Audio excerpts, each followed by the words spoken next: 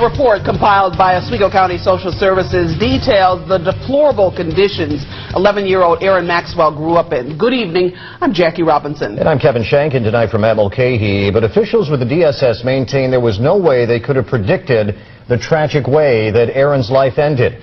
Now, Erin died in August after being found gravely injured inside her family's home. Caseworkers had visited the Maxwell home in Palermo 3 times before the girl's death. They found piles of garbage, feces, and dozens of animals in the house. And in spite of those conditions, Erin Maxwell was not removed from the home. State police have labeled Erin's death as a homicide. According to the medical examiner, Erin died of asphyxiation with sexual trauma as a contributing factor. But her family disagrees, saying Erin's death was an accident. They believe the sexual trauma happened when Erin visited out-of-state relatives. So far, no arrests have been made in the case. And the lack of information about Erin's life and death has raised an awful lot of questions and has prompted criticism of the police investigation and the actions of social services. Our Jim Kenyon has been digging deeper on this story. He has more information now on the DSS report and reaction to it. Jackie Cyber complained about living conditions at Erin Maxwell's home in 2006. This afternoon, she read the report compiled by Oswego County Social Services Commissioner Fran Lanigan and could not believe her tear-filled eyes. She's gone.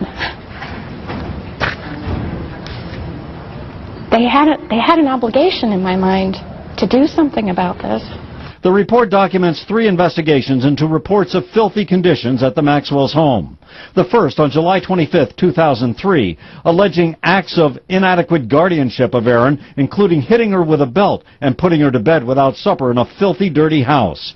After 3 unannounced visits, investigators found Erin was happy and outgoing and had no bruises or marks. Though the house had an odor with animals living in the house, it exceeded minimal standards, so the child was safe and unharmed. The second report, November 19, 2004, complained that Erin's clothes reeks of cat urine. After visiting the home, the caseworker said the house was clean but in disrepair. The complaint was unfounded. The third complaint of deplorable living conditions on March 27, 2006 came from Jackie Cyber.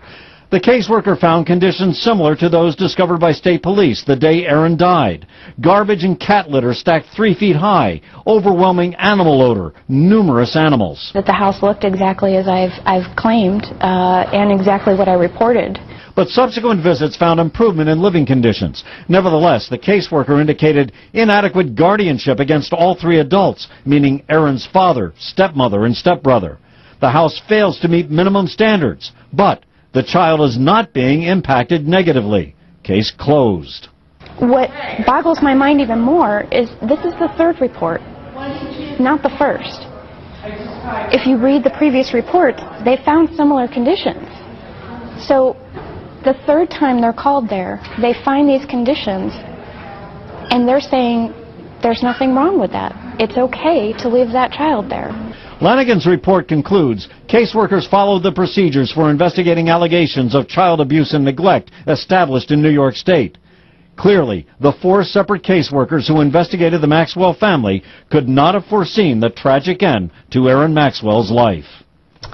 Now, this report is in the hands of Oswego County legislators, but County Administrator Phil Church tells me the real purpose of this was to get this information out to the public, which has been demanding information. Yeah. So what is the Social Services Commissioner Fran Lanigan actually saying today, now that it is out and everyone has had a chance to look at it? I talked to her on the phone about a half an hour ago, and she says the report shows that caseworkers did their jobs as they are instructed to do, but she added they don't have a crystal ball. And when I asked what she hopes will come out of all of this, she said she hopes there will be justice for what happened to Erin. And Jim, you're telling us that state officials are also involved in a probe of this, right? That's correct.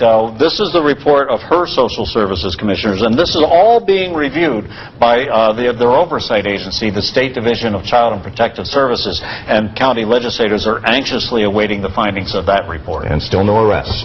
Not yet. Okay. All right. Jim Kenyon reporting live. Jim, thanks. Well, Action News was the first to put the Social Services report on our website, and you can read it in its entirety by going to WSTM.com. More